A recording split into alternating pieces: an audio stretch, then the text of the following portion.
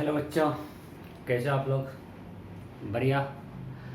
हम लोग last class में पढ़े थे टोटल इंटरनल रिफ्लेक्शन। ठीक है, अब आगे बढ़ते हैं कि हम लोग ना जब रिफ्लेक्शन पढ़ रहे थे हम पढ़े थे कि अगर किसी सरफेस पे लाइट इंसिडेंट होता है, लेट्स एज्यूम हमारे पे प्लेन सरफेस है, यहाँ पे लाइट इंसिडेंट हुआ, एंगल ऑफ इंसिडेंस आई है, so according to law of reflection I will be equal R will equal to I, so for a deviation path कितना से रे अपना पाथ डेविएट किया, सो अगर नहीं होता बीच में कुछ रिफ्लेक्टिंग सरफेस तो रे इधर जाता, अभी वो इधर जा रहा है, so this angle is angle of deviation and that is 180 minus 2i। नहीं, ये हम लोग रिफ्लेक्शन में देखे थे। अब सेम है कि रिफ्रैक्शन के केस में कितना का डेविएशन हो रहा है। ठीक है, तो सिंपल छोटा सा टॉपिक है। हमारे पास लेट्स एज्यूम ये इंटरफेस है, ये मीडियम 1 है और ये मीडियम 2 है, इसका रिफ्रैक्टिव इंडेक्स n1 है, इसका रिफ्रैक्टिव इंडेक्स n2 है, और अब भी हम लोग मानते हैं n1 is less than n2, means ray is going from rare medium to denser medium, it will bend towards normal. So ये हमारा एंगल ऑफ इंसिडेंस है, ये एंगल ऑफ रिफ्रैक्शन है, right. So for a deviation, अगर आप देखोगे deviation अगर medium change नहीं होता तो रे इधर जाता, सो ये एंगल आई है, ये आई, तो ये भी क्या होगा i, so this is deviation, right, and delta will be equal to i minus r, so simple. इसको दिक्कत, अगर मीडियम चेंज नहीं होता रे स्ट्रेट जाता, तो उस केस में मैंने आपको डॉटेड लाइन से पाथ दिखाया है, बट इन रियलिटी वो रे बैंड कर गया, कितना से बैंड किया, this delta and delta equal to i minus r, ray is going from rare to denser, there is no chance of TIR आई आर। जब n1 लेस देन n2 है तो कोई टी आर का चांस नहीं है। अब r तो निकालना आता है यार, सिंपल, अगर आप लिखने से कोई मतलब नहीं है, आपको निकालना आता है, वैल्यू बस पुट करना होगा। मैं लिख दे रहा हूँ n1 sin i is equal to n2 sin r, so r in terms of i क्या होगा, n1 by n2 sin i, that is equal to sin r, यही ना। Okay, so R equal to sine inverse n1 by n2 sine i। कुछ नहीं याद करने, बकवास है, आपको बस वैल्यू निकाल के डालना है। So delta equal to i minus r, so i minus sine inverse n1 by n2 sine i। सो कोई याद गया क्या? बिल्कुल मुफ्त होगा। आपको आई दे रहेगा, आर का वैल्यू निकालो और delta equal to i minus r कर दो। नहीं, इसे क्वेश्चन करते हैं, सिंपल करते हैं। मान लेते हैं लिमिट आए,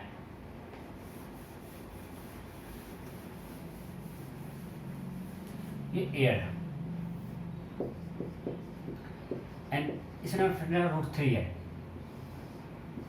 यहां पे एक रे इंसिडेंट हुआ at angle of incidence 60 degree, angle of incidence is 60 degree, then question is find deviation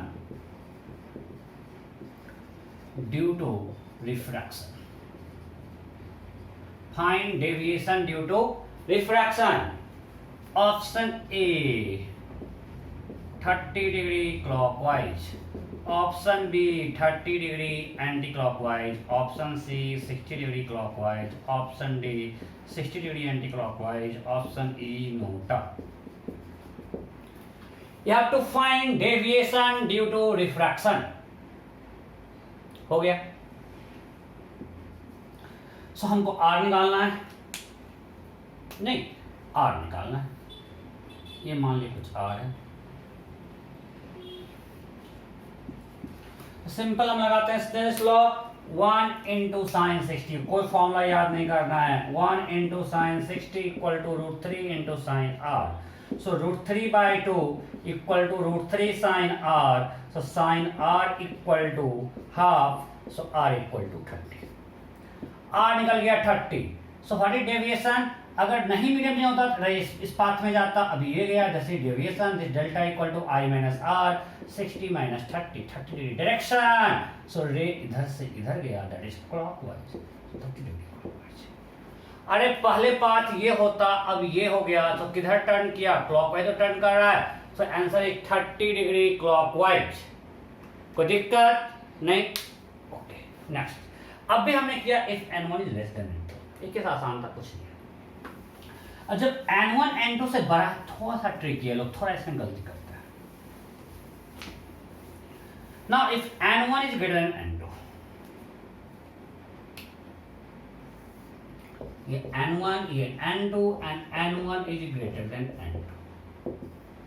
अब यहाँ पे रे आया, now ray is going from denser medium to rare medium, it will bend away from normal, so ये कुछ और होगा, right. So now what is deviation, अगर आप देखोगे रे इधर जाता, सो ये एंगल आई है, so now delta equal to r minus i, ठीक है। बट यहाँ पे कैच, रे इस मीडियम में आएगा तब तो r माइनस आई होगा। ये कब होगा, जब आपका i less than equal to theta c हो, मीन जब TIR नहीं हो रहा है, उस केस में डेविएशन है r माइनस आई। मतलब जब रे जा रहा है डेंसर से रेयर मीडियम में, we have to consider two different cases. First, if angle of incidence is less than equal to critical angle, means there is no TIR. In that case, delta is r minus i. Right? फिर से अब r को i के term में लिखो, कोई मतलब नहीं है, फिर से टाइम पास है, लिख लो क्या होगा, n1 sin i, अभी तो हम लिखे थे, is equal to n2 sin r, so r equal to sine inverse, direct लिखते हैं n1 by n2 sin i। देखो सर आप बार बार क्यों लिख रहे हो, आगे आपको दिख जाएगा, इससे सर कोई मतलब नहीं है आपको कैलकुलेशन करने में। this okay, so delta equal to r minus i, so sin inverse n1 by n2 sin i minus i, ये आया।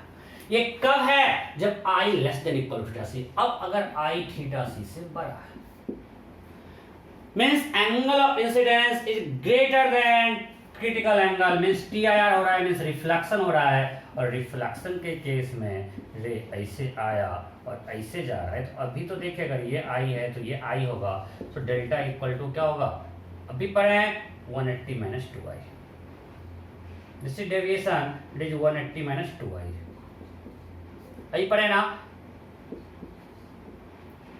डिग्री में लिखते हैं, so 180 degree minus 2i,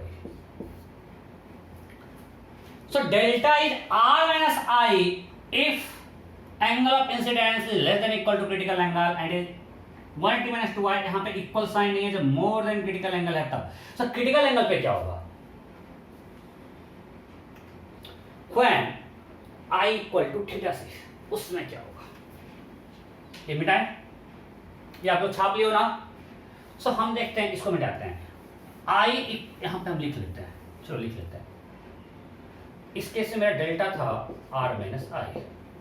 now at i equal to theta c r equal to 90, so delta will be 90 minus theta c, और theta सी से just बड़ा होते ही, अगर जस्ट बड़ा होगा तो हो जाएगा 180 माइनस 2 थीटा सी। तो देखो i just greater theta c है, तो उस केस में क्या होगा, 180 minus 2 theta C, that is equal to 2 minus, means delta i just greater than theta c, just ऐसा लिखो, i tends to theta c plus, इतना आपको आता है मैथ्स में, इक्वल टू थीटा सी पे ये है, और थीटा सी से जस्ट बड़ा हुआ तो जगह 180 minus 2 theta C, that is 2 into 90 minus theta c, means graph discontinuous होगा। पहले जस्ट थीटा सी पे ये था और जस्ट बड़ा होते ये हो गया, डेविएशन डबल हो गया, यहां तक कोई दिक्कत नहीं। सो अब अगर हम डेविएशन और एंगल ऑफ इंसिडेंस का ग्राफ बनाते हैं, डेल्टा और आई का ग्राफ प्लॉट करते हैं,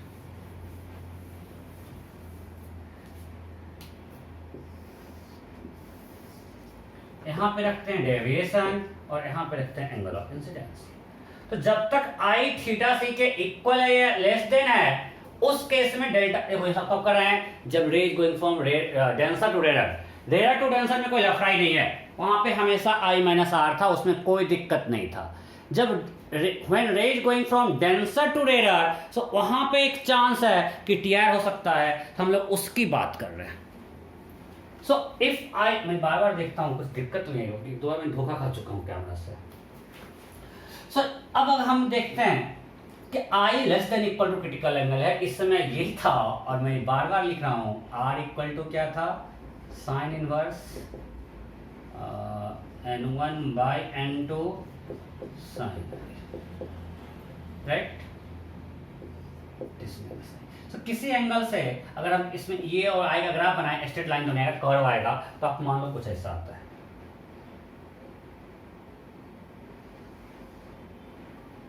कुछ पैराबोला नहीं, बस ऐसे क्विक कर्व है।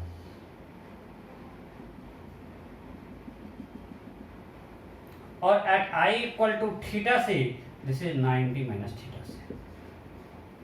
I जीरो पे क्या होगा, no deviation, ray normal incidence हो रहा है, राइट। सो डेविएशन जीरो है।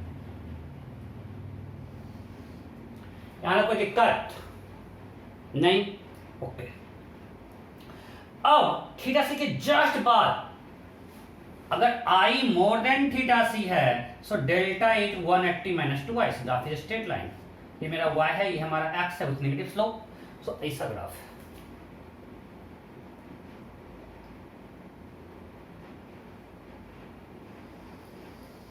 And for I equal to 90, again deviation will become 0. ऐसा कुछ ग्राफ है। ये हम I 9 तक ले आए, यहाँ पे I क्या है, 90। अब आपको ध्यान देना, ये पॉइंट यहाँ इंक्लूडेड नहीं है। This is 180 minus 2 theta c. Theta c पे डिफ्लेक्शन डेविएशन ये है 90 minus theta c. Theta c के जस्ट बाद ये ग्राफ, राइट। थीटा सी तक ये था, थीटा सी के जस्ट बाद टी आई आर है, और टी आई आर है मतलब 180 माइनस 2i, ये मेरा y है, ये हमारा x है, तो स्लोप है -2, इंटरसेप्ट अब जस्ट तो y equal to max plus c है, ये हमने बना दिया, कोई दिक्कत नहीं। अब आप देखोगे कि डेविएशन जब 90 माइनस थीटा सी से छोटा है, मतलब डेविएशन जब यहां तक है 90 माइनस थीटा सी तक, हमारे पास दो पॉसिबल एंगल ऑफ इंसिडेंस है। For example let's assume your theta c is 37 degree, ठीक है। सो अगर deviation let's assume your delta is 40 degree, ये क्या होगा 53, 40 यहां कहीं लाई करेगा। सो इस वैल्यू पे इस डेल्टा के लिए एंगल ऑफ इंसिडेंस एक पॉसिबल है, दो पॉसिबल है, एक ये भी है, एक ये भी है, दो पॉसिबल है। सो मल्टीपल ऑप्शन करेक्टर में बस इस तरह का मैं उसी के लिए पढ़ा था, कुछ था क्या, कुछ नहीं था, आपको निकालना आता है। मैं इसको अलग से लेकर इतना स्टेज सिर्फ ये डाल रहा हूं इसीलिए कि आपको जब भी देखो आई दिया हुआ है और डेल्टा निकालना है, आसान है। आप देख लो टी आर हो रहा है कि नहीं हो रहा है, नहीं हो रहा है तो आर माइनस आई, अगर टी आर हो रहा है तो 180 माइनस 2i, बहुत आसान पार्ट है। जब डेल्टा दिया है तो आई निकालना है, यहां पे लोग गलती कर देते हैं। जब डेल्टा इससे बड़ा है नो प्रॉब्लम, बस एक ही वैल्यू है। बट जब डेल्टा 9 से छोटा है तो फॉर सेम डेल्टा उस एक डेल्टा क्रॉसपोंडिंग हमारे पास दो आई का वैल्यू आ रहा है, एक आ रहा है इस केस में, इस केस में, तो आपको दोनों आंसर देना पड़ेगा मल्टीपल ऑप्शन करेक्ट में। क्लियर? सो इस पे क्वेश्चन करते हैं एग्जैक्टली होगा। सो इसमें हमको करना क्या है, जब डेल्टा दिया है और आई निकालना है तो सबसे पहले हमको देखना है डेल्टा 90 से बड़ा या छोटा है। अगर delta if delta is less than equal to 90 minus theta c, we'll get two values of I for same delta, and if delta is greater than this, only one value of I, and that is due to TIR. Am I clear? किसी को doubt नहीं है? सो अब इस पे question करते हैं, इसको ठीक से देखो। बस अभी तक मैं जो आपको पढ़ाया था बस यही इसमें हमको दिखाना था कि मैं इसके लिए अलग से टॉपिक लेके इसको किया, पिछले क्लास में नहीं किया। ये क्लियर है? ओके, सो अब मैं क्वेश्चन देता हूं।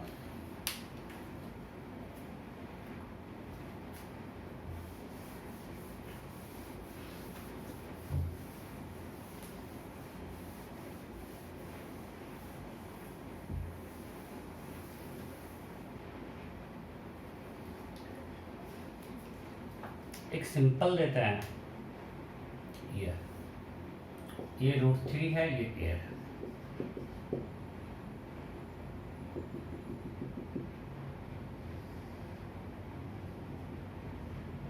This is 60 degree. Find deviation.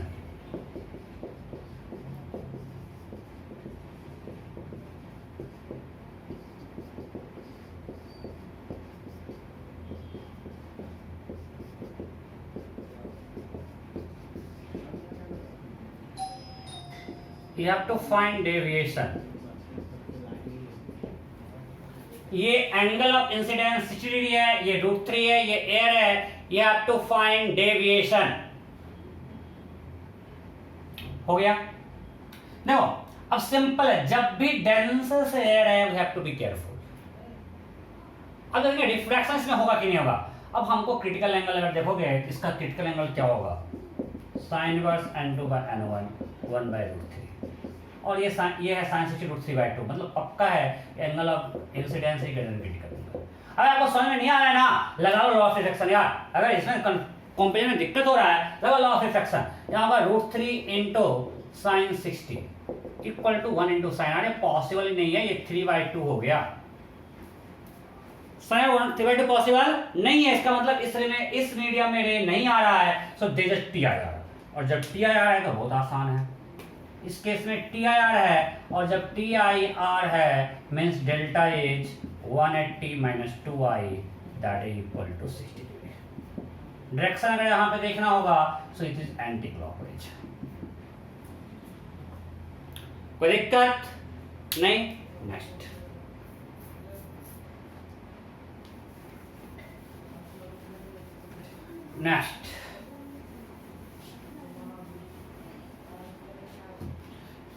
One more. मानते हैं ये √2 है और ये एयर है, इस डायरेक्शन में √2 है और ये एयर है। Then question is find angle of incidence if deviation is 60 degree. 60 इसको 80 कर देते हैं। If deviation is 80 degree, find angle of incidence if deviation is 80 degree. Option A 80 degree. Option B 50 degree. Option C both A and B. Option D none of this. क्या होगा? If angle of find angle में हाथ है तो find angle of incidence if deviation is 80 degree. या मान ली question ऐसा दे देता, चलो वैल्यू को अभी छोड़ते हैं, पहले ये आपको पूछे if angle of if deviation is 80 degree then how many possible value of angle of incidence may be, and for how many angle of incidence we can get deviation 80 degree। तो हम सबसे पहले क्या चेक करेंगे? ये denser से आ रहा है, गड़बड़ है। रे आ रहा है डेंसर टू रेयर में टीआर का चांस है, तो हम लोग क्रिटिकल एंगल निकालेंगे। What is theta C? sin inverse 1/√2 that is 45। So delta हम देखेंगे 90 में थीटा सी पहले क्या होता है? 90 में 40, 90 में theta C that is 45। So our delta is greater than this, means मेरा जो ग्राफ था डेल्टा और आई का ऐसा, और ये 90 माइनस θc है, इससे बड़ा है, मींस एक ही वैल्यू पॉसिबल है, ओनली ड्यू टू टीआईआर। मेरा डेल्टा 90 माइनस थीटा सी से बड़ा है, सो हमारे पास सिर्फ एक ही वैल्यू पॉसिबल है, and that is due to T I R, right. So answer सिर्फ एक होगा और डेल्टा इक्वल टू होगा 180 minus 2i, delta equal to 180 minus 2i and that is equal to 80 degree, so 100 degree equal to 2i, so I equal to 50 degree। सिर्फ एक answer होगा।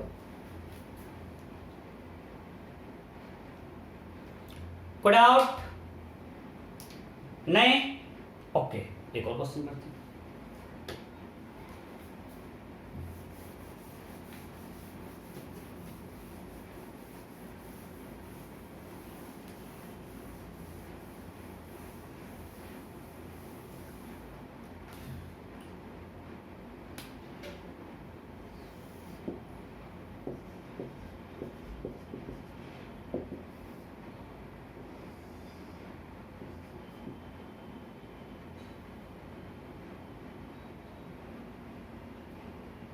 Range from medium 1 to medium 2.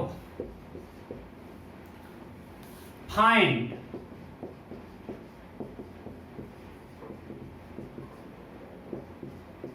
possible values of angle of incidence if deviation is 30 degree। Deviation क्या है? 30 degree. Option A 30 degree, option B 60 degree, option C 120 degree, option D both B and सी,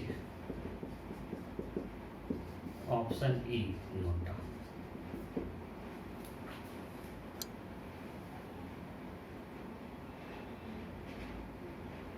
एक minute, थोड़ा change करते हैं।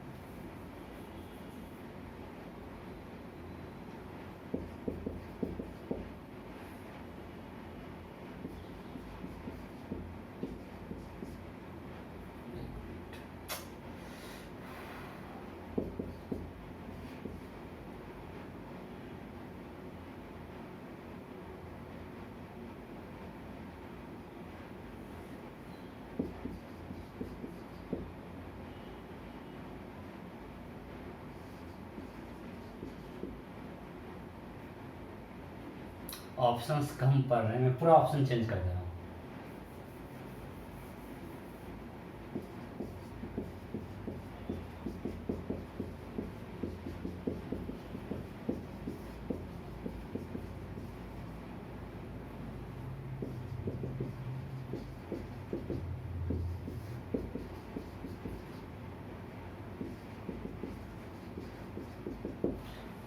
Okay, so you have to find possible values of angle of incidence।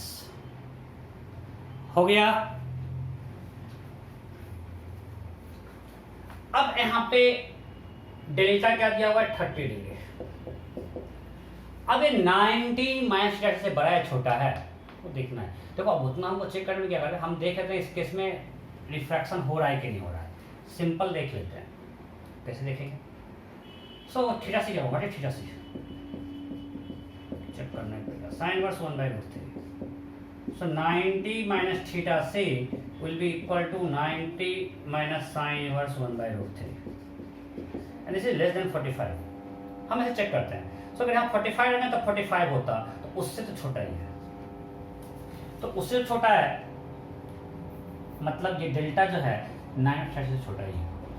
हमको इसका value नहीं पता है, अरे बट ये पता है कि अगर इसको 30 डालेंगे तो होगा 90 माइनस साइन इनवर्स √3/2। अब आपको पता है कि ये क्वांटिटी इससे तो बड़ा है नहीं, तो वहां से हम देख सकते हैं कि delta is less then 90 minus theta से। अरे यार ये जो है ये क्वांटिटी 60 से तो छोटा है ना, 60 डिग्री से, मतलब 90 माइनस थीटा से 30 से तो बड़ा ही होगा। नहीं समझ में आ रहा है। साइन इनवर्स 1/√3 अगर 60 डिग्री से बड़ा है it means 90 minus sine inverse 1/√3, so this is less than, this will be greater than 90 minus 60. मतलब 30 साइन इनवर्स 30 डिग्री जो है वो साइन इनवर्स 90 माइनस 60 से छोटा है। आप लोग मैथ ज़्यादा अच्छा बेकार इसको कॉम्प्लेक्स कर रहा हूँ, आप लोग समझ गए होंगे होपफुली। सो ये जो है ये ग्राफ मतलब ये डेविएशन है 30 डिग्री का वो यहाँ लाई कर रहा है, यहाँ कहीं लाई कर रहा है। सो दो आंसर, एक इससे एक इससे। अब इसे को निकालना आसान है कि 180 minus 2i equal to 30 degree, so i equal to 150 degree by 275 degree, ये तो एक आ गया। अब जब इससे निकालने जाएंगे तो टफ होगा यार, अब कैसे हम वो फॉर्मूला बहुत बकवास है। आप निकालने जाओगे कि डेल्टा ये है और फिर आप रखोगे delta means delta equal to r minus i, right. So 30 equal to r minus i, so i equal to r equal to 30 plus i, फिर करोगे √3 into sine i equal to 1 into sine r. Solve को time लगेगा यार, इसको फिर solve करेंगे √3 sine i equal to 1 into 30 plus i, sorry 1 into sine 30 plus i. इसमें time लगना ही लगना है। सो मैं क्या बोलूंगा, आप वैल्यू पुट करो फॉर्मूला से या ऑप्शन से वैल्यू पुट करो कि 60 में क्या होगा, जब i 60 तो r 30 हो जाएगा। जब i 60 है उस समय तो क्या होगा, r 30 होगा क्या? बिल्कुल नहीं। जिस समय i 60 है उस समय TIR हो जाएगा, मीन्स सिर्फ एक ही आंसर होगा 75। इसमें ये जो है एंगल ऑफ इंसिडेंस हमको जो सिनेरियो ये तो कट गया। मैं ऑप्शन चेक करूंगा, angle of incidence will have from 0 to 90, सो ये तो नहीं होगा और इस 60 में TI हो जा रहा है यार, तो सिर्फ एक ही आंसर 75 है। इनफैक्ट यहाँ पे आंसर दो होता, एक होता 30 डिग्री और एक होता 75 डिग्री। जब I 30 रखते तो R होता 60, √3 इंटू साइन 30, √3/2, 1 इंटू साइन 60, √3/2। सो इसका दो आंसर क्या क्या होता, I का 30 और 75। सो आप ऑप्शन छांट लो। क्लियर? कोई डाउट? बगल में फिर शुरू कर दिया, डेविएट कर रहा है।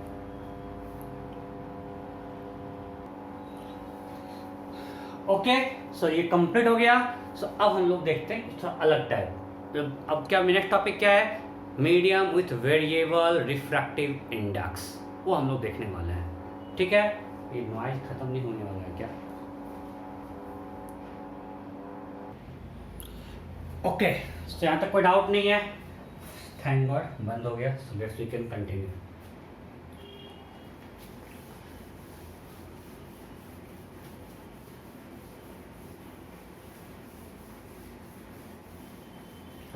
अब हम लोग देखते हैं medium having varying refractive index, refraction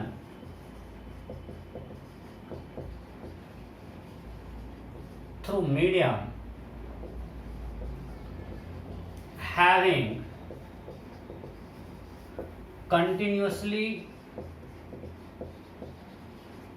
varying refractive index। इसको हम लोग डिफरेंट पॉइंट ऑफ टाइम पे यूज किए हुए हैं। एक तो हम लोग रिफ्रैक्शन के बिल्कुल स्टार्टिंग में निकाले थे, time taken by light to pass the slab, right, जिसमें कि म्यू लगातार वैरी कर रहा था। फिर हमने आपको लास्ट लेक्चर में एक दिया था to find depth of some coin, right, वहां पे म्यू था 1 + 2i। सो इसको फिर से अब एक आता है कि हमारे पास एक मीडियम है, एक मीडियम है,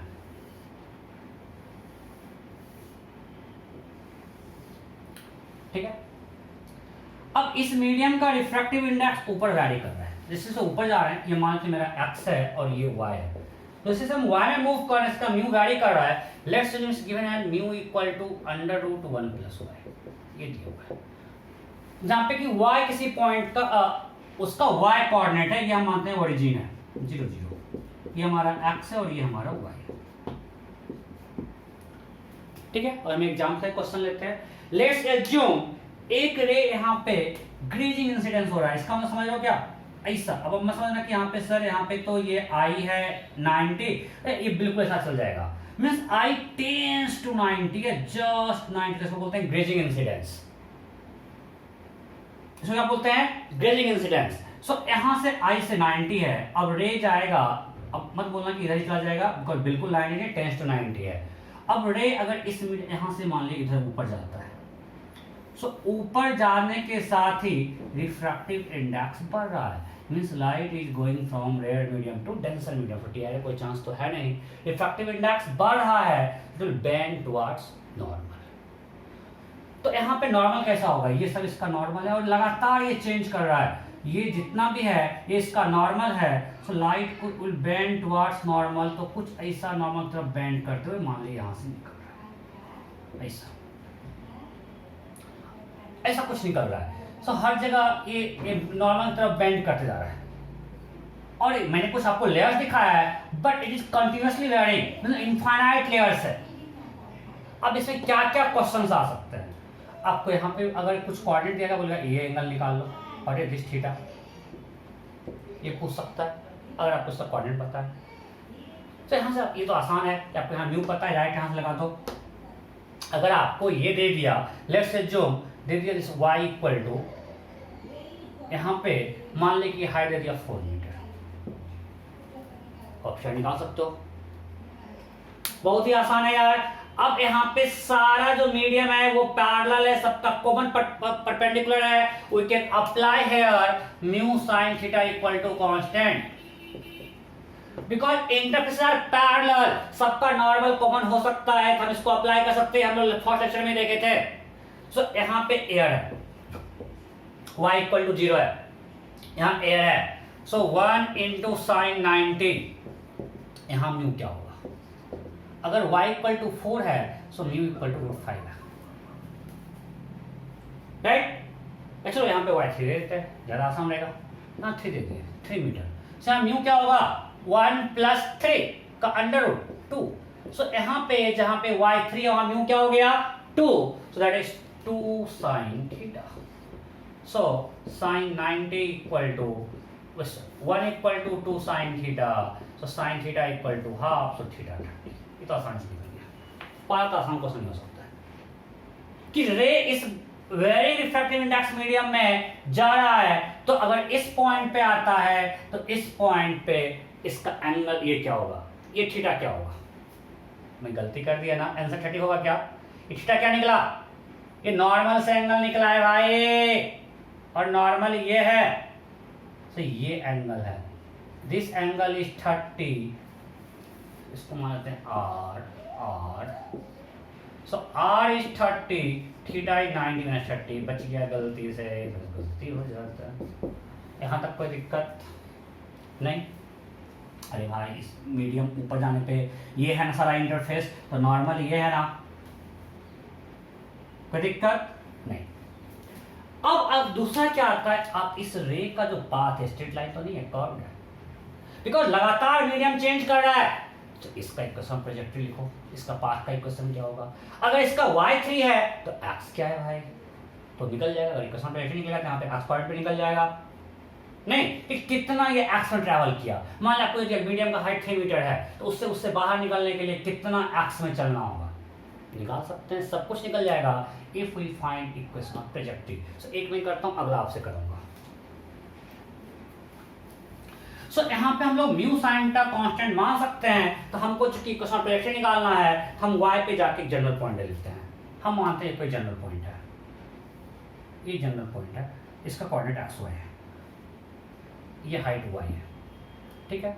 सो यहाँ पे रह गया, सो यहाँ पे ये है नॉर्मल से एंगल थीटा, ये जनरल है, अभी थीटा से कंफ्यूज मत करो, इसको थीटा नोट कर देते हैं, ये जनरल है। सो हमने टेंजेंट ड्रॉ किया, सो ये यहाँ पे थीटा एंगल बना रहा है नॉर्मल से, इस पॉइंट पे, इसका हाइट क्या है y, मान लेते हैं x है, ये x y कुछ, ठीक। सो अब हम लगाते हैं Snell's law, mu sine theta equal to constant, so you can write 1 into sine 90 equal to mu at that point, because ये height y है 1 plus root y sine theta, because theta is angle between normal and रे in that medium, हमको पता है. So from here we can find 1 equal to under root 1 plus y sin theta. So sin theta equal to 1 by root 1 plus y. अब क्या करें, यहाँ से कुछ क्लू निकालते हैं. अरे भाई यहाँ से निकाल सकते हैं. अगर हमने यहाँ पे टेंजेंट ड्रॉ किया, ये थीटा, ये 90 के 90 माइनस थीटा. सो इस टेंजेंट का स्लोप क्या होगा, tan 90 minus theta, that is cot theta. तो स्लोप वहां पे होगा dy by dx that is tan 90 minus theta, that is cot theta. तो अगर sin थीटा under root 1 by under root 1 plus y है, so what is cot theta from equation 1. From equation 1 what is cot theta, b by p. सो ये तो 1 हो गया और ये होगा 1 plus y minus y. So cot theta is y by 1. कोई गलती किए हैं क्या, यहां कोई गलती, पक्का. So cot theta is dy by dx. बस कुछ गलती किए हैं क्या, देखो तो. mu equal to under root 1 plus y, this is this one, sin theta equal to this, sin theta equal to p by h, ये थीटा है, then cot theta equal to b by p, p this h. हाँ गलती की है ना, क्या गलती है बोलो, it will be under root y, right? अरे यार गलती आपकी नहीं मेरी है. साइन थीटा ये है p by h, so h है under root 1 plus y, so d equal to this h square minus p square, so under root y होगा, राइट. मैं गलती कर रहा था. सो यहाँ से dy by dx equal to root y. अब तो आप इसका ट्रेजेक्टरी इक्वेशन निकाल सकते हो, इक्वेशन ऑफ ट्रेजेक्टरी. इसको हम मिटा रहे हैं और लिखते हैं dy by root y equal to dx. अब हमको पता है at x equal to 0 y 0 origin से इंटर किया, तो हमको x पे y का वैल्यू निकालना है. सो इसका रिलेशन क्या होगा, 2 रूट y है ना, y power minus half plus 1 minus half plus 1 है, 2 root y that is equal to x. So x squared equal to 4y. This is equation of trajectory. ठीक है, देखो इस केस में जो लाइट ट्रेवल कर रहा है उसका इक्वेशन क्या है, x square equal to 4y. अब अगर आपको y कोऑर्डिनेट पता है तो आप x कोऑर्डिनेट भी निकाल सकते हो. Now you can find everything. अब आपको अगर यहाँ पे बोलेगा ये y3 है तो x क्या होगा, x क्या होगा, x square equal to 12, x equal to root 12 निकल जाएगा, इक्वेशन में निकल जाएगा. अब किसी पॉइंट पे कहाँ कहीं भी निकाल सकते हैं. अगर आपको y दिया हो तो x निकाल सकते हैं, x दिया तो y निकाल सकते हैं, कोई दिक्कत नहीं. कुछ भी दे सकता है फंक्शन. मैंने आपको ये फंक्शन लेके दिया, अब म्यू y में कुछ भी रहेगा, सेम मेथड है, कोई चेंज नहीं होने वाला है. इसको जनरलाइज करते हैं, mu equal to F Y, generalise कर लो. मैं आपको क्वेश्चन लेके दिखाया, right. Next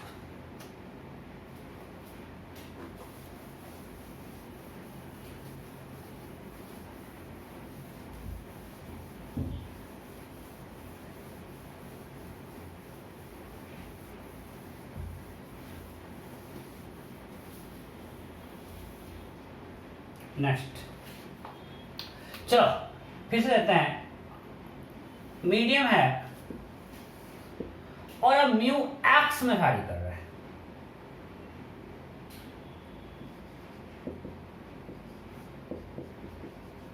under root 1 plus x, ये ओरिजिन है.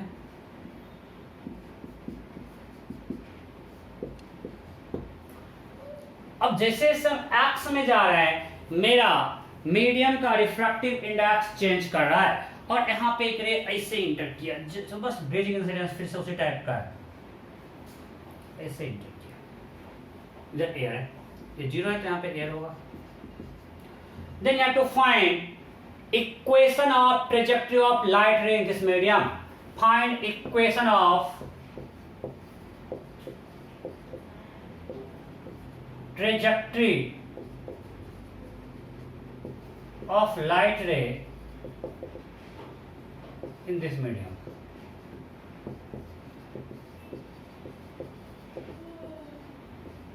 ये निकालना है.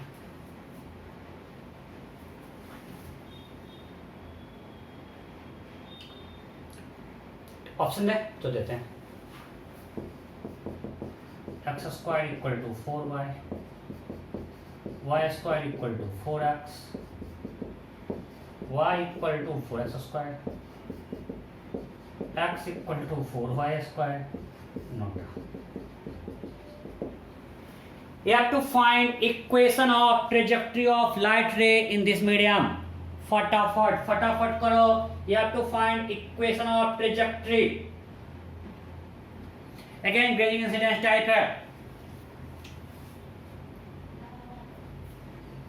हो गया सिंपल.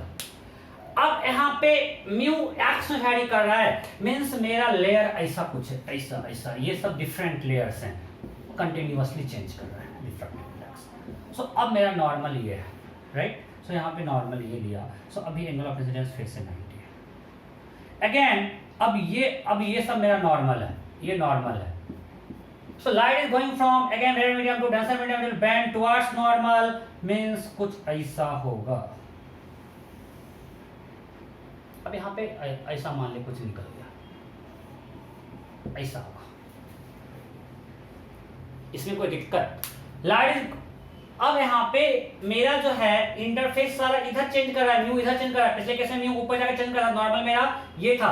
अब मेरा इंटरफेस इस डायरेक्शन में है, सो नॉर्मल से परपेंडिकुलर ये सब है. So light will bend towards normal. यहाँ पे नॉर्मल ये एंगल 90 है, अब धीरे-धीरे उसकी तरफ बेंड कर रहा है, राइट. अब यहाँ पे कितना होगा डिपेंड करता है कितना हमने ये लिया है. तो आपको निकालना सिखा चुके हैं. अब हमको ट्रेजेक्टरी निकालना है. फिर से बिल्कुल सेम मेथड. हमें एक्स पे जाके पॉइंट लेते हैं, एक्स वाई. मान लीजिए पॉइंट है एक्स वाई, लेट्स से ये हमारा एक पॉइंट है एक्स वाई, ठीक है. अब इस पॉइंट पे हम लगाते हैं म्यू साइन थीटा कांस्टेंट, समझ लो. So mu sine theta equal to constant, because interface are parallel. So यहाँ पे म्यू 1 है इनटू साइन 90. यहाँ पे एंगल कुछ और भी हो सकता है, मैं आपको बस दे रहा हूँ तो समझ के हम सिंपल सिंप्लीफिकेशन के लिए डाटा ऐसा दे रहे हैं. यहाँ पे कुछ भी हो सकता है भाई, 30 हो सकता है, doesn't matter. So 1 into sine 90 equal to mu under root 1 plus X sine theta. Theta किससे एंगल? नॉर्मल से. सो यहाँ पे नॉर्मल कौन सा है? ये. तो दिस एंगल थीटा. अब यहाँ पे एक टेंजेंट ड्रॉ करते हैं. सो अगर ये एंगल थीटा है, सो ये भी थीटा है, राइट. अरे ये पॉइंट है, इस पे हमने टेंजेंट ड्रॉ किया, उसका इसी से तो एंगल है, एक्स से तो एंगल है थीटा, ये तो थीटा ही है. सो यहाँ पे स्लोप क्या है? Simply tan theta, right. यहाँ पे स्लोप क्या होगा इस टेंजेंट का? टेन थीटा, बिकॉज ये एंगल एक्स एक्सिस से ये तो है. सो यहाँ पर हम लिख लेते हैं 1 equal to under root 1 plus X sine theta. So sine theta is equal to 1 by under root 1 plus X. And slope होगा यहाँ पे dy by D x equal to tan theta. Hopefully किसी को डाउट नहीं होगा. आप अगर यहाँ पे टेंजेंट ड्रॉ करो किसी पॉइंट पे, सो इसका जो नॉर्मल से एंगल है वही तो नॉर्मल और ये एक्स ही तो है, तो slope tan theta. So dy by D x equal to tan theta. अगर sine theta under root 1 by this है, तो टेन थीटा क्या होगा? दिस. फिर अब गलती नहीं करेंगे. So dy by D X is equal to 1 by root X, ठीक है. अब यहां से क्या आएगा? dy equal to D X by root X. Again x 0 पे y 0, x पे y निकालना है. सो y इक्वल टू इसका integration 2 root X. So our equation of trajectory will be y square equal to 4x. ठीक है, देखो कोई doubt है? नहीं, सो आंसर क्या होगा, Y square equal to 4x।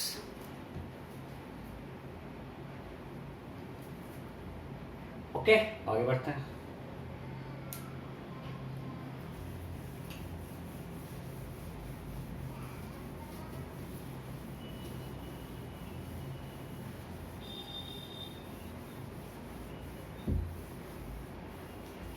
अब एक है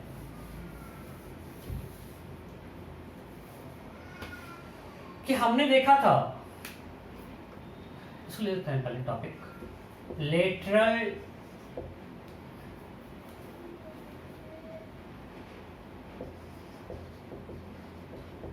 डेविएशन डिस्प्लेसमेंट जो है लिखो,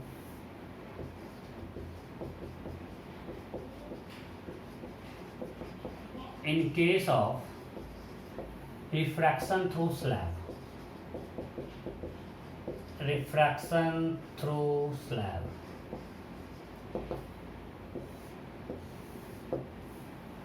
ये क्या है, इसको पहले समझते हैं। हमने पढ़ा था कि अगर मान लें कि हमारे पास ये स्लैब है, ग्लास स्लैब, व्हाटएवर मटेरियल जो भी स्लैब हो, अगर यहाँ पे कुछ रे इन करेगा, इधर एयर है और इधर भी एयर है, सो अगर ये इंसिडेंट रे है और ये इमरजेंट रे होगा, यहाँ पे it will bend towards normal, again it will go away from normal, these two are parallel. ये हम लोग देख चुके हैं। अभी देखिए यार, न्यू साइन का कांस्टेंट, दोनों सारा इंटरफेस पैरेलल है, सो 1 into sin i, यहाँ भी 1 into sin थीटा, सो ये आई, सो दीज टू रे आर पैरेलल। सो हमको देखना है कितना इसमें लेटरली कितना शिफ्ट किया। मीन्स अगर ये रे जाता बिल्कुल स्ट्रेट तो ऐसा होता,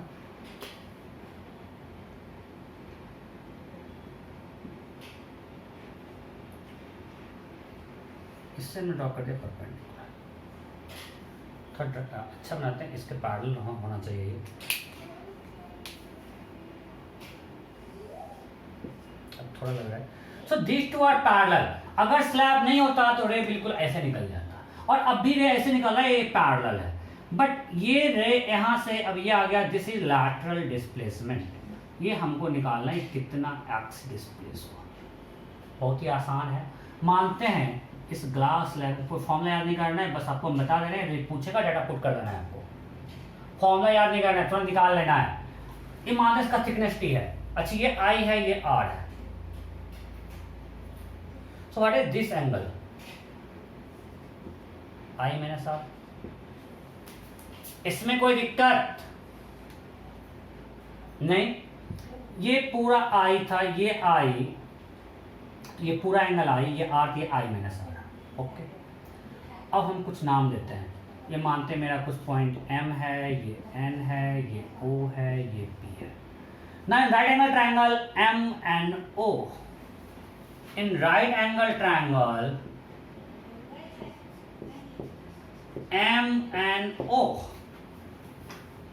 cos R equal to B by H, that is equal to MN by MO, right? So MN मेरा कितना है, T, T by MO. From here we can write MO equal to T by cos R, that is T sec R. So मेरा MO निकल गया। Now right angle triangle MPO, in right angle triangle MPO, इस triangle में we can write again sin I minus R, this angle I minus R, so angle OMP is I minus R, so sin I minus R equal to perpendicular, that is OP, by hypotenuse MO। So OP तो हमको निकालना है, कितना displace हुआ, that is MO sin I minus R, and what is MO? MO is T sec R, so this displacement x equal to T sec R। Formula याद करने की कोई जरूरत नहीं है, आप तुरंत इसको डिराइव कर सकते हो। इसको डिराइव करने में कोई टाइम लगेगा क्या? सिंपल 2 राइट एंगल ट्रायंगल में हमको ट्रिग्नोमेट्री लगाना है, कुछ भी नहीं है। सो हम लोग लैटरल डिस्प्लेसमेंट निकाल सकते हैं। सो हमने एक पूरा पार्ट कंप्लीट कर लिया। अब इसमें रिफ्रैक्शन तो प्लस कंप्लीट नहीं हुआ, तो इसमें प्रिज्म आता है, राइट? और प्रिज्म एक पूरा कॉन्सेप्ट जो कहीं अप्लाई कर सकते हैं, तो हम लोग अगले क्लास से प्रिज्म पढ़ेंगे। आई थिंक 2 क्लास तो एटलीस्ट लगना ही लगना है, बट अगेन इंपॉर्टेंट है एग्जाम में। तो सर आप तो सब इंपॉर्टेंट ही बोलते हो। तो क्वेश्चंस आते इधर वाले पार्ट से ही ज़्यादा, क्यों कि इधर वाले पार्ट्स में पीछे का सारा कुछ यूज रहता है। सो मैं प्रिज्म बस थोड़ा सा स्टार्ट कर देता हूँ, अभी टाइम है, बस बेसिक्स और कुछ नहीं बताऊंगा। सो स्टार्ट करते हैं प्रिज्म। सो आप लोग सब लोग प्रिज्म देखे होंगे? नहीं, हमारे पास एक ट्रायंगुलर फेस टाइप होता है, उसमें 2 सरफेस, 2 प्लेन सरफेस है, but G2 are not parallel, ये इंटरसेक्ट कर रहा है और यहाँ पे रे इंसिडेंस हो रहा है। सो रियल में प्रिज्म ऐसा ही है, बट इसको मैंने कॉन्सेप्ट पढ़ेंगे जो कहीं भी यूज कर सकते हैं। If ever 2 non parallel plane surfaces, if light is refracted from 2 non-parallel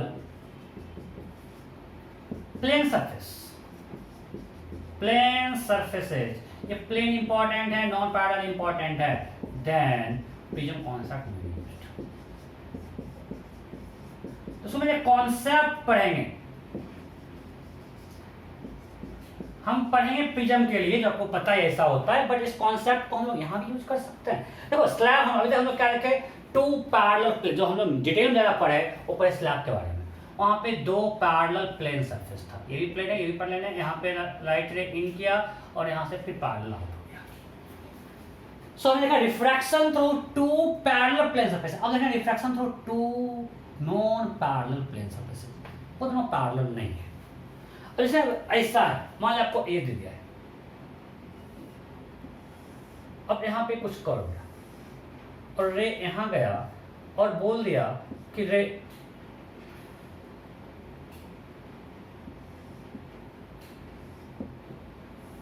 इससे आ रहा है।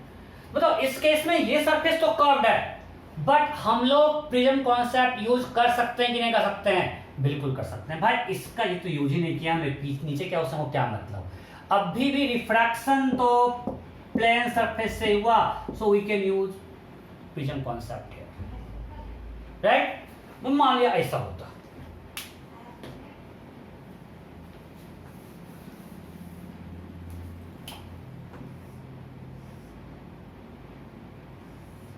और रे यहां गया और कुछ ऐसे निकल रहा है। इस केस में हम लोग ये कर्व्ड है मान लीजिए। Can you use prism concept जो हम लोग प्रिज्म के लिए यहाँ पे अप्लाई कर पाएंगे? नहीं, बिकॉज यहाँ पे ये दोनों, ये प्लेन है, ये कर्व्ड है। सो यहाँ पे हम लोग जो प्रिज्म में जो कुछ पढ़ेंगे यहाँ पे अप्लाई नहीं कर सकते। सो हम लोग प्रिज्म के लिए जो पढ़ेंगे उसको एक कॉन्सेप्ट हमेशा यूज करते हैं। If we have 2 non parallel plane surfaces, मान लिया ऐसा कुछ दिया रहता है,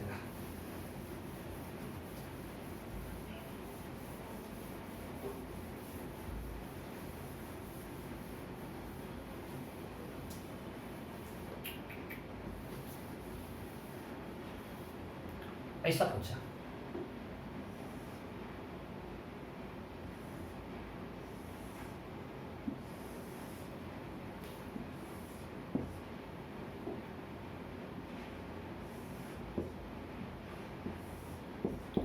अब ऐसा है, प्रिज्म तो नहीं है सेट में, बट अगर इस केस में जब रिफ्रैक्शन हो रहा है, can we use concept prism? Yes we can use, because there are 2 refracting substances are non-parallel and they are plane, so you can use here. So इसको हम लोग एज अ कॉन्सेप्ट पढ़ेंगे और जहां जहां ऐसा केस होगा यूज करेंगे। अब इसमें कुछ टर्म्स हैं, हम लोग बस टर्म्स देख लेते हैं, शेष अगले क्लास में पढ़ेंगे। बस इसको अपना आपको तैयार कर लेते हैं प्रिज्म पढ़ने के लिए। हम एक प्रिज्म लेते हैं,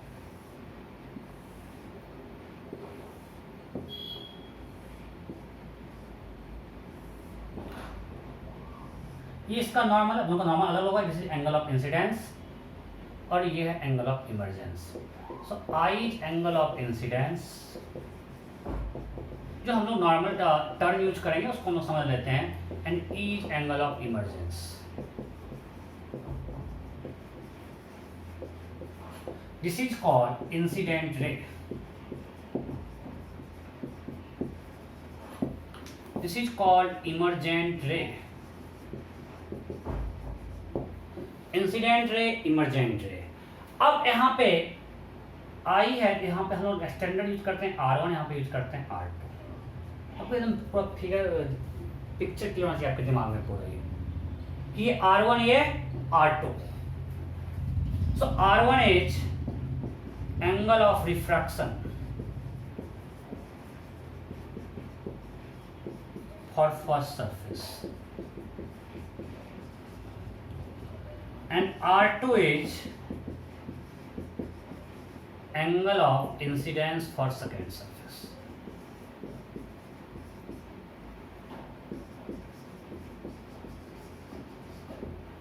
ठीक है, this is called angle of prism. ये क्या कहते हैं, एंगल ऑफ प्रिज्म। अब ये क्या है, angle of prism is angle between refracting surfaces, is also called angle of refraction. So आपको बिल्कुल कंफ्यूज होना, वो दिख रहा है क्या आपको, अगर दिया फिल्म का एंगल नहीं दिख रहा है ना, अगर आपको एंगल ऑफ रिफ्रैक्शन दिया है मींस एंगल ऑफ प्रिज्म दिया है। सो ए इज एंगल ऑफ प्रिज्म और angle of refraction, so A is angle of prism or angle of refraction that is equal to angle between refracting surfaces। मान लिए रे ऐसे आ रहा है,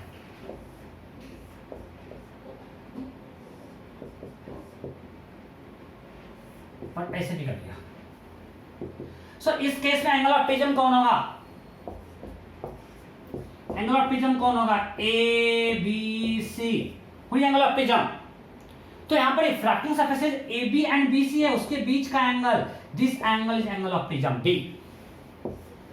सो जो angle between refracting surfaces is angle of prism. जैसे कि हमने बोला, इसे मैं मिटा रहा हूं, इस आपको क्लियर होगा और मैं इसको मिटा रहा हूं।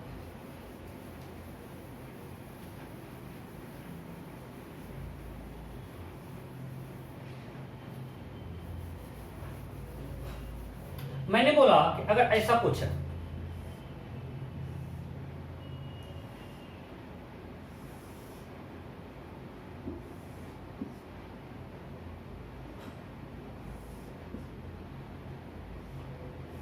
ऐसा कुछ यहां पे हम प्रिज्म कॉन्सेप्ट अप्लाई कर सकते हैं। सो अब एंगल ऑफ प्रिज्म क्या होगा, तो आप रिफ्रैक्टिंग सरफेस को एक्सटेंड कर दो,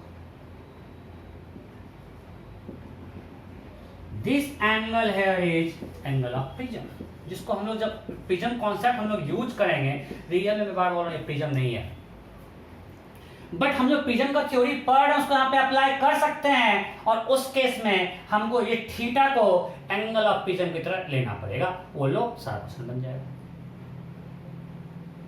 क्लियर, ओके।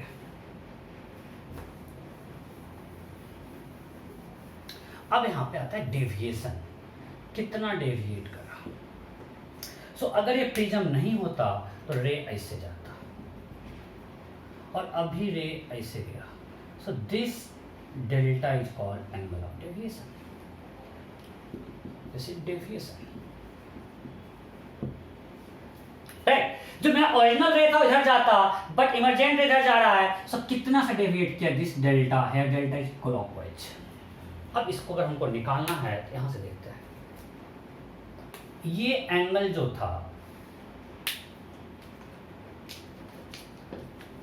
ये नॉर्मल है, सो ये अगर ये आई है तो ये आई होता, और रे चला गया ये, सो इतना से रे डेविएट किया, डेल्टा वन। कितना, ये पूरा आई है, ये R1 है, तो delta one is i minus R1 clockwise. देखना, delta one mean deviation at first surface, अभी भी देखें i माइनस आर होता है, तो हो गया i माइनस आर वन। नहीं अभी देखें ना, रेंज गोइंग फ्रॉम रेंडम यहाँ पे दिख रहा है तो i माइनस आर वन।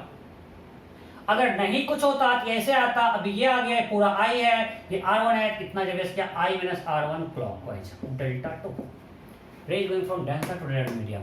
तो अभी भी हम लोग देखें, फिर से बेसिक से देखते हैं कि अगर नहीं होता यहाँ पे तो ऐसे जाता, so this angle is r2, this angle is r2, but ये हो गया e, so deviation is this is e minus r2 again clockwise, यहाँ पे r माइनस i हो गया, range going from denser to rare medium, आज ही पढ़े हैं।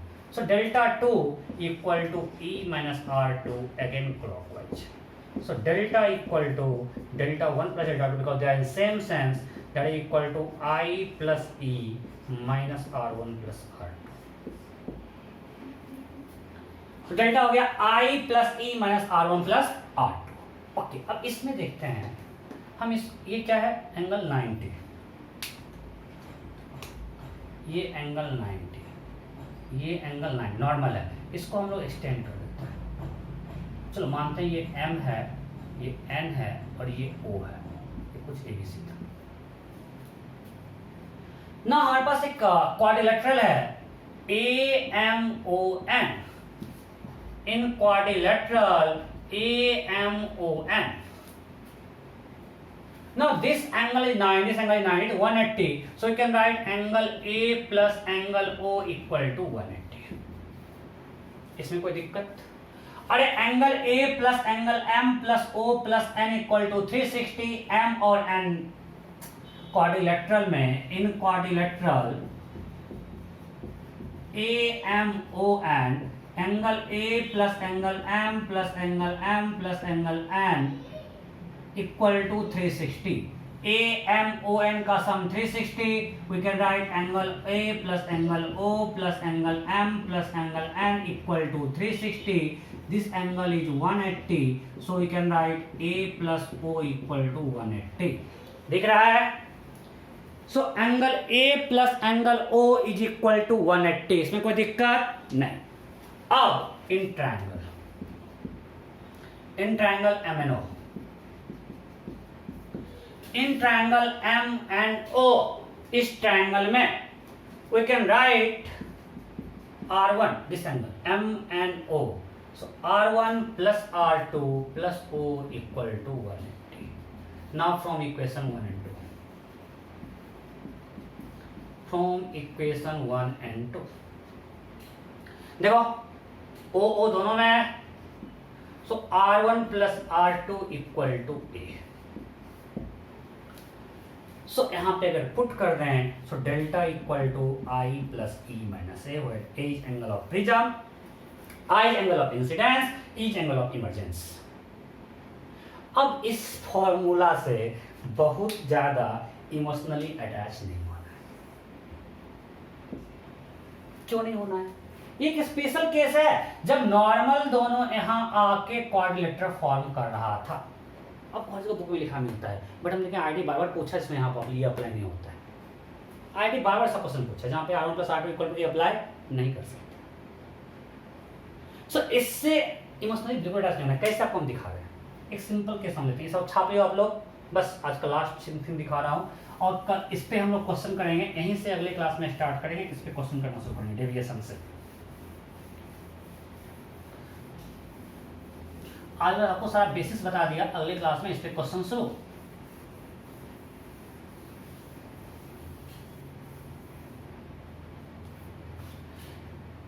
जैसे एक सिंपल एक प्रिज्म लेते हैं, थिन प्रिज्म, इसका ये एंगल बहुत है। अब इसका नॉर्मल ये है और ये नॉर्मल मान लिया इस तरह, मान लिया ऐसा नॉर्मल। अब बताओ ये नॉर्मल क्वाड्रिलेटरल बनाया गया, इसको आगे कट करेगा क्या?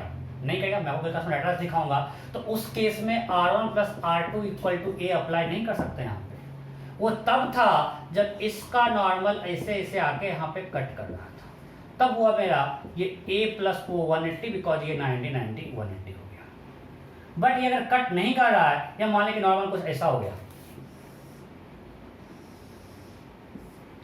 ऐसा नॉर्मल हो गया,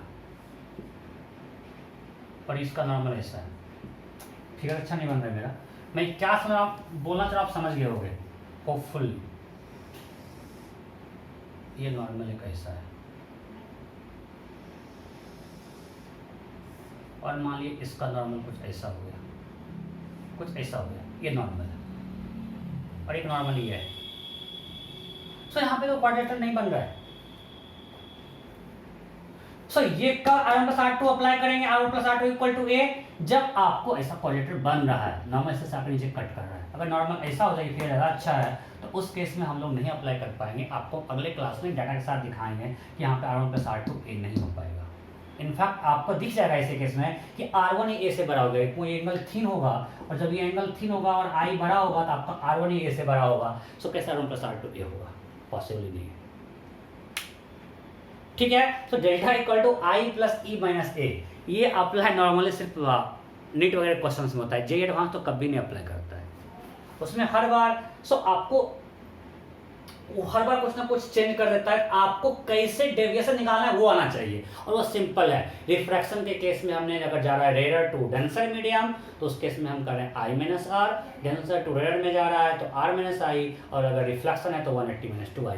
बस इसको हम लोग सेंस के साथ ऐड करते जाएंगे और हमको डेविएशन मिल जाएगा। सो हमें डेविएशन निकालने का बेसिक्स आना चाहिए, फॉर्मूला याद करने से काम नहीं चलेगा। ठीक, तो अब आपको सारा कुछ मैं बोल रहा हूँ अगले क्लास में दिखाऊंगा, डाटा लेके क्वेश्चंस कराऊंगा। ठीक है, ओके, बाय बाय।